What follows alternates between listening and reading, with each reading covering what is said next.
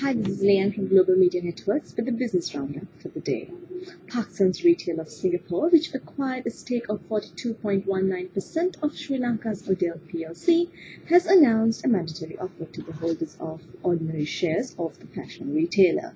It offers to acquire the rest of the shares at a price of ₹23.50 per share, which is the highest price at which Parkinson Retail has paid to acquire the shares of Odell plc.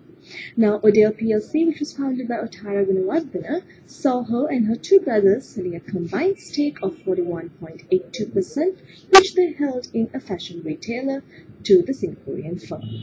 Now, the Singaporean-based Parkinson's Retail Asia Limited paid a sum of ₹1.424 billion to acquire the said amount of shares, which each was priced at ₹23.50. Now, Ottara Gunawardena still holds a 27.88% stake of Odell and continues to be its CEO. We see that Sri Lanka's weekly treasury bill auction saw the rates climbing up across the board. Now, the short-term 3-month bill rates moved up 2 basis points from last week, 11.35% to stand at 11.37%, while the 6-month rate climbed to 12.91% from last week to 12.87%. The 1-year rate moved to 13.18% from last week's rate of 13.15%. The auction has been oversubscribed, with bids received running up to ₹40.91 billion, while the central bank have accepted the ₹19.18 billion out of the auction to settle a ₹1.8 billion worth of treasury bills. Looking at a little bit of sports news, we see that Sri Lanka has chosen India's Mahindra and Mahindra Group as the title sponsor of the upcoming Sri Lanka Premier League. Accordingly, the upcoming tournament will feature over 50 international players, will now be referred as the Mahindra Sri Lanka Premier League. Now, Sri Lanka Cricket says that the man of the match in all 24 matches will receive the title of Mahindra Man of the Match, and the man of the tournament will win himself an XUV 500. The Department of Motor Traffic is to introduce a new vehicle registration combination with 3 English letters for 3-wheelers. Commissioner General of Motor Traffic S.H. Haris Chandra said. Now, the department replaced the first vehicle registrations, the 3 series, with a dash series with two English letter series, and will now introduce the 3-letter series, the Commissioner further stated.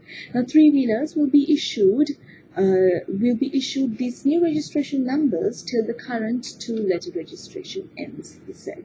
Now, since the 1st of August 2000 to 30th of June 2012, the department has issued 3,046,008 vehicles with the English letter series. With the introducing of the new letter series, the department can issue 6.4 million registration numbers, and the number issuing process could be conducted on a long-term process. Also, the identification of the numbers will be easy, he said. He also mentioned that the fee for the registration will continue to be the same. Looking at more news, we see that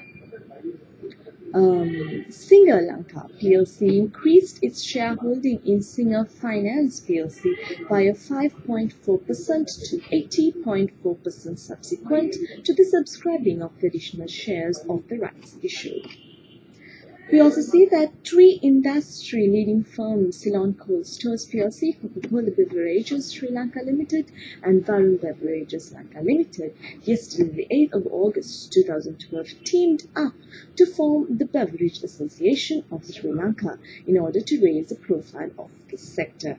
At first in the industry, the association hopes to bring in more companies engaging in the non-alcoholic beverage business as members in the future. The 3 present icon brands, Elephant House, Coke, and Pepsi, the companies, while continuing competition with each other in the market, will work in unity to provide a vital platform for the sector to promote its future growth. We see that Sri Lanka's foreign reserves stood at over $7 billion at end of July, largely due to proceeds from $1 billion sovereign bond, according to the central bank. The $1 billion 10-year debt issue, the the island's third Eurobond, was sold in July with a yield of 5.875%. The bond was oversubscribed 10 times despite being marketed in Europe and in the US, which are going through a sluggish economic growth. You see that the bond was Sri Lanka's fifth sovereign debt issue since tapping international capital markets in 2007 to fund a raft of infrastructure-related projects. Now with that, I round up the news for today. Thank you very much for listening and see you again tomorrow.